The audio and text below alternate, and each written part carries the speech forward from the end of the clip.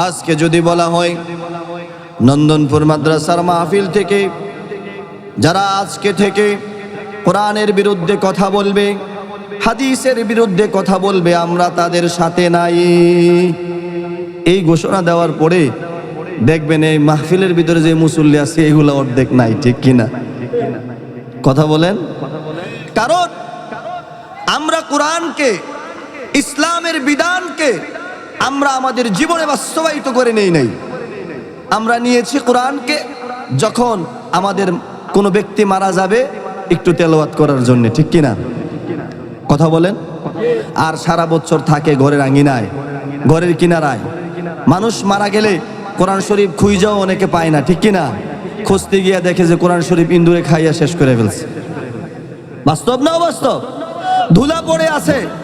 তাহলে যে কোরআন আল্লাহ পাক রব্বুল আলামিন মানব জাতির জীবন গঠন করার জন্য দিল, যে কোরআন আল্লাহ পাক রব্বুল আলামিন মানুষের জীবন সুন্দর করার জন্য দিল, যে কোরআনে মুসলমানদের বিধান রাখা হলো, যে কোরআনকে মুসলমানদের জীবন বিধান বলা হলো, সেই কোরআন আজকে মানুষ দরেও দেখে না। ঠিক কিনা?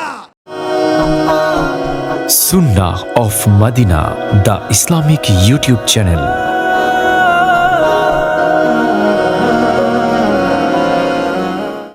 সব জায়গায় জোরে জোরে আওয়াজ হয়, শুধু আল্লাহর গড়ে দিনের মজলিসে আসলে আর আওয়াজ বাহির হয় না। ঠিক কিনা?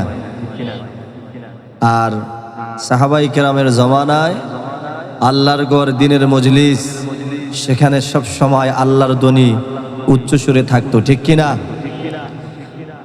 আজকে আমরা মুসলমান, আল্লাহর ধ্বনি কি নিচে নামিয়ে দেওয়াতে আমাদের মান ও মর্যাদা নিচে নামছে। ঠিক কিনা? যখন আমরা আল্লাহকে ভালোবেসে আল্লাহর ধ্বনিকে উচ্চ সুরে সমকণ্ঠে পৃথিবীর জমিনে যখন প্রচার করব, আল্লাহ তাআলা তখন আমাদের মর্যাদা বাড়িয়ে দিবে। পড়েন সুবহানাল্লাহ। আজকে নন্দনপুর ইকরাহ কওমি মাদ্রাসা ও বাইতুল আমান জামে মসজিদের উদ্যোগে আয়োজিত আজকের এই ওয়াজ ও দোয়ার মাহফিল, আজকের আয়োজিত মাহফিলের প্রধান মেহমান, বিশেষ মেহমান, সভাপতি সহ আরও যারা রয়েছেন, যারা আজকের এই মাহফিলে অর্থ দিয়ে, শ্রম দিয়ে, বুদ্ধি দিয়ে, বিদ্যা দিয়ে সহযোগিতা করেছেন, আল্লাহ সুবহানাহু ওয়া তাআলা প্রত্যেককে কবুল আর মঞ্জুর করুক। পড়ি আমিন। আর এই মাহফিলকে কেন্দ্র করে, এই মাহফিলের আওয়াজ, এ কোরআনের আওয়াজ যেই যেই জায়গা পর্যন্ত পৌঁছেছে, এই এলাকার আশেপাশে যতগুলা গোরস্থান আছে, যেখানে আমাদের মারা, বাবারা, ভাইরা, বোনরা শুয়ে আছে, আল্লাহ সবাইকে মাফ করে দিক। পড়ি আমিন। আপনারা চান কিনা যে আপনাদের মা বাবার নাজাত হোক? চাই কিনা আমরা? তাহলে কি করতে হবে? এই মসজিদ, মাদ্রাসা, এই দ্বীনি তালিম তারবিয়ত যেখানে হয়, এগুলার সাথে আমাদেরকে লেগে থাকতে হবে। ঠিক কিনা? হাদিসে পাকের মধ্যে আসে, মাদ্রাসার তালিবুল ইলমরা, মাদ্রাসার ছাত্ররা যখন কুরআনুল কারীমের তেলাওয়াত করে, আল্লাহর কোরআন যখন পড়ে, রাসূলের হাদিস যখন পাঠ করে, আর এই কোরআনের আওয়াজ, এই তেলাওয়াতের আওয়াজ যত দূর পর্যন্ত যায়, আল্লাহর জমিনে, ওই জমিনগুলাতে যত মানুষ শুয়ে থাকে, প্রত্যেকের কবরের আযাবগুলো মাফ হয়ে যায়। পড়েন আল্লাহু আকবার। তাহলে এই মাদ্রাসা, মসজিদের মর্যাদা, ছাত্র ছাত্রীদের দাম আছে না নাই? এ কোরআনের খাদেমদের পিছনে, এ কোরআনের পাখিদের পিছনে আমাদের থাকার দরকার আছে না নাই?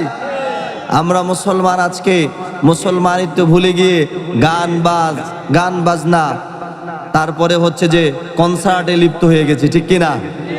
আজকে নন্দনপুর ইকরা মাদ্রাসা কর্তৃক আয়োজিত আজকের যে মাহফিল, এই মাহফিলে এই যে এশার নামাজ আমরা আদায় করে এখানে বসে আছি, আমরা যতগুলা মানুষ এখানে আছি, মনে করেন যে আমরা আজকে মাহফিল দিলাম না, এখানে একটা গানের আসর দিলাম। বলেন তো দেখি, মানুষ এখন যেগুলা আছে এর চেয়ে বেশি হবে না কম হবে? আর একটু জোরে বলেন, কম হবে না বেশি হবে? এখন প্যান্ডেল খালি না ভরা? জোরে কোন, খালি না ভরা? আচ্ছা, যদি মনে করেন যে এখন মমতাজ এনে গান গাইতেছে, তাহলে এই প্যান্ডেল কি খালি থাকবো? জোরে বলেন থাকবে? প্যান্ডেল ভৈরা দেখবেন খাল পার হইয়া সেই নদী পর্যন্ত চলে গেছে, ঠিক কিনা? তাইলে বোঝা গেল এত মুসলমান, এত বাড়িঘর, এত মসজিদ, এত মাদ্রাসা, এত দাড়িওয়ালা লোক, এত টুপিওয়ালা লোক, এত কিছু আছে। গান হইলে হাজার হাজার মানুষ হয়, আর কোরআনের কথা হলে মানুষ খুঁজে পাওয়া যায় না। তাহলে বোঝা গেল প্রকৃত মুসলমান এখনো সমাজে হয় নাই, ঠিক কিনা? কথাটা কি বাস্তব না অবাস্তব?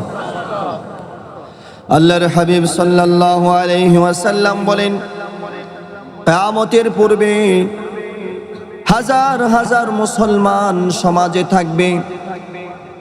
মহল্লায় মহল্লায় মসজিদ হবে, মাদ্রাসা হবে, মানুষ শুধু মুসলমান আর মুসলমান দেখবে। আল্লাহর হাবিব বলেন, হাজারো হাজারো মুসলমানের মধ্যখানে একজন খাঁটি মুসলমান খুঁজে পাওয়া বড় কষ্ট হয়ে যাবে, ঠিক কিনা? এই সময়টা কি এখন আছে? জোরে বলেন আসছে? এই সময় কি আমাদের সামনে আছে না নাই?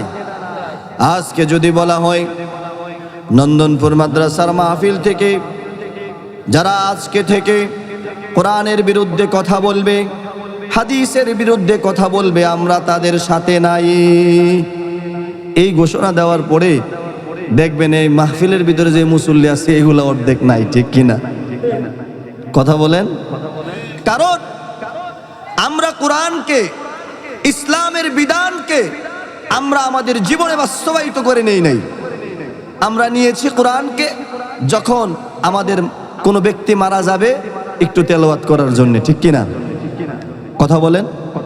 আর সারা বছর থাকে ঘরের আঙিনায়, ঘরের কিনারায়। মানুষ মারা গেলে কোরআন শরীফ খুঁজেও অনেকে পায় না, ঠিক কিনা? খুঁজতে গিয়ে দেখে যে কোরআন শরীফ ইন্দুরে খাইয়া শেষ করে ফেলছে। বাস্তব না অবাস্তব? ধুলা পড়ে আছে। তাহলে যে কোরআন আল্লাহ পাক রব্বুল আলামিন মানব জাতির জীবন গঠন করার জন্য দিল, যে কোরআন আল্লাহ পাক রব্বুল আলামিন মানুষের জীবন সুন্দর করার জন্য দিল, যে কোরআনে মুসলমানদের বিধান রাখা হলো, যে কোরআনকে মুসলমানদের জীবন বিধান বলা হলো, সেই কোরআন আজকে মানুষ ধরেও দেখে না, ঠিক কিনা? এমন মুসলমানরা আমরা সমাজে বসবাস করি। তাহলে চিন্তা করেন, এই সমস্ত মুসলমান দিয়া কি আসলে মুসলমানদের হক আদায় হবে? জোরে বলেন হবে? যার কারণে আজকে শত শত হাজার হাজার মুসলমান আছে বাংলার জমিনে, কিন্তু যখন ইসলামের ডাক আসে, রাসূলের ইজ্জতের উপরে যখন অপমান করা হয়, রাসূলকে নিয়ে যখন কটূক্তি করা হয়, কোরআনকে যখন অপমান করা হয়, যদি ডাক দেওয়া হয় কোরআনের জন্য জীবন দিতে হবে, রাসূলের জন্য জীবন দিতে হবে, তখন আর লোক খুঁজে পাওয়া যায় না, ঠিক কিনা? কেন? কারণ হচ্ছে ইমানওয়ালা, কোরআনওয়ালা, এমন জিন্দেগি গড়নেওয়ালা লোক এখন সমাজে খুব কম, ঠিক কিনা? আমার বাবারা, ভাইরা, আমাদেরকে আল্লাহ তাআলা বলেছেন মুসলমান মুসলমানের মতো মুসলমান হতে হবে। আল্লাহ তাআলার কাছে জীবনের সবটুকু দিয়ে আত্মসমর্পণ করতে হবে, ঠিক কিনা? আবার আল্লাহ তাআলা বলেছেন, লা তামুতুন্না ইল্লা ওয়া আনতুম মুসলিমুন। ও আল্লাহর গোলাম, মুসলমান না হইয়া মৃত্যুবরণ করিও না। কোন মুসলমান? শুধু গোস্ত খাওয়ার মুসলমান? ঈদের নামাজ পড়িন না মুসলমান? শুক্রবারের শেষ কাতারে দাঁড়াইন না মুসলমান? না, এমন মুসলমান যে মুসলমানের সামনে কোরআনকে অপমান করা হলে সাথে সাথে জীবন দিয়ে দাঁড়িয়ে যাবে, ঠিক কিনা? এমন মুসলমান যে মুসলমান রাসূলের অপমান সহ্য করতে পারবে না, ঠিক কিনা? এমন মুসলমান যে মুসলমান মাদ্রাসা মসজিদের পিছনে জীবন বিলিয়ে দিবে, ঠিক কিনা? আর আমরা মুসলমান হইছি কি শুধু সাপ্তাহিক, বাৎসরিক আর জুমার নামাজ পড়ি না মুসলমান, ঠিক কিনা? আল্লাহ আমাদেরকে পরিপূর্ণ মুসলমান হিসেবে কবুল করুক, পড়ি আমিন। আমাদের সম্মানিত বক্তা সাহেব চলে আসছে। কুরআনুল কারীমের একটা আয়াত বলে আমি এই আয়াতের উপরে আমল করার চেষ্টা করব। আপনারা করতে রাজি আছেন ইনশাআল্লাহ? কে কে রাজি নাই হাত তোলেন। কিও পাবলিক বুঝে নাই? ওয়াজের আর আওয়াজের ঠেলায় খেয়াল হারাই ফেললে হবে না, ঠিক নেই? কে কে কোরআনের আয়াতের উপরে আমল করতে রাজি আছেন হাত তুলে দেখান। নারে তাকবীর, লিল্লাহে তাকবীর। আল কোরআনের আলো, আল হাদিসের আলো।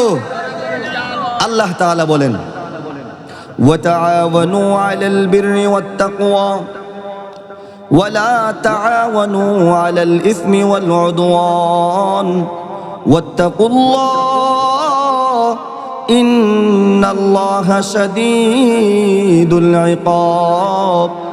ও দুনিয়ার জমিনের আল্লাহর গোলাম, যারা আল্লাহর গোলাম হিসেবে নিজেকে সাব্যস্ত করতে চাও, যারা আল্লাহকে ভালোবাসো, তোমরা জানিয়া রাখো তোমাদের সঙ্গটা যেন সৎ মানুষের সাথে হয়ে পড়েন। সুবহানাল্লাহ। আর যারা অসৎ কর্ম করে, যারা অসতের সাথে লেগে যায়, যারা অসৎ কাজ দুনিয়ার জমিনে ছড়িয়ে দেয়, ওয়ালা তাআওয়ানু আলাল ইসমি ওয়াল উদওয়ান, যারা অসৎ কাজের সাথে লিপ্ত, তাদের সাথে তাদের সংস্পর্শে কখনো যাওয়া যাবে না, ঠিক কিনা? ওয়াত্তাকুল্লাহ ইন্নাল্লাহা শাদীদুল ইকাব। যদি তুমি অসৎ পথে যাও, অসৎ ব্যক্তিদের সঙ্গী হও, তাহলে তোমার জন্য আছে আল্লাহর পক্ষ থেকে শক্ত আযাব। চিৎকার করে বলেন নাউজুবিল্লাহ। আল্লাহর হাবিব সাল্লাল্লাহু আলাইহি ওয়াসাল্লাম বলেন, ওয়াল্লাযী নাফসি বিয়াদিহি লা তা'মুরান্না বিল মা'রুফ ওয়া তানহাউনা আনিল মুনকার। ও আমার উম্মতেরা, ওই মহান সত্তার কসম করে বলি, যার হাতে আমার জীবন, যার হাতে আমার মরণ, পড়েন আল্লাহু আকবার। ওই আল্লাহর কসম, লা তা'মুরান্না বিল মা'রুফ ওয়া তানহাউনা আনিল মুনকার, তোমরা সৎ কাজের আদেশ দাও, অসৎ কাজে তোমরা বাধা প্রদান করো, পড়েন আল্লাহু আকবার। তাহলে রাসূল আল্লাহর কসম করে বলে আমাদেরকে সৎ কাজ করার জন্য, আল্লাহ বলেন আমাদেরকে সৎ মানুষদের সাথে থাকার জন্য। তাহলে বোঝা গেল মুসলমানদের পণ হওয়া উচিত আমরা জীবনের সর্বোচ্চটুকু দিয়ে সৎ থাকতে চাই, ঠিক কিনা? আল্লাহ তাআলা আমাদেরকে সৎ কখন রাখবে? যখন আমরা দ্বীনে, ইসলামে, কোরআনে, হাদিসে থাকবো, তখন, ঠিক কিনা? তাহলে থাকতে রাজি আছে তো ইনশাআল্লাহ? আর সতে থাকতে হলে, সৎ জানতে হলে আমাদেরকে মসজিদ, মাদ্রাসা, এই যে মাদ্রাসা, এই যে মার্কাজগুলা, এগুলার সাথেই থাকতে হবে, ঠিক কিনা? এখান থেকেই সৎ বাহির হয়, হক কথা বাহির হয়, আর এগুলা শিখেই সৎ জীবন তৈরি হবে, ঠিক কিনা? আল্লাহ তাআলা আমাদেরকে কবুল আর মঞ্জুর করুক, পড়ি আমিন।